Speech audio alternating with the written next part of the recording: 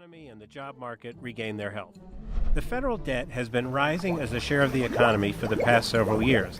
It's now higher than at any time since the end of World War II. This is what the 10-year picture looked like in 2008. Before the Great Recession, the debt was about 35% of GDP, the value of all the goods and services produced in a given year.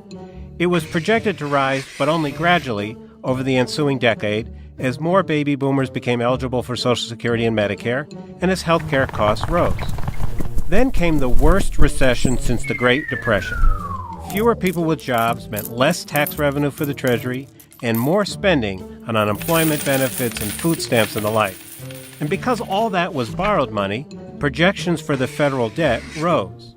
And then, to fight the misery of the recession, President Obama persuaded Congress to pass an $800 billion package of tax cuts and spending increases, the stimulus, or as he prefers, the American Recovery and Reinvestment Act. That meant still more borrowing. By 2011, the debt had nearly doubled, and it was projected to rise towards 100% of GDP over the following 10 years as the economy returned to health and interest rates rose towards normal levels. Much hand-wringing ensued. Would the U.S. government be able to keep borrowing? Would financial markets crash? Would interest rates surge? Then came a couple of big changes that actually improved the outlook. Congress raised taxes on upper-income families, and that'll bring in a lot of money over the next decade. And then the pace of increase in government spending on health, particularly on Medicare, slowed unexpectedly. That changed the projected trajectory of the debt for the better. Yes, sometimes things in Washington do get better. But we're not out of the woods yet.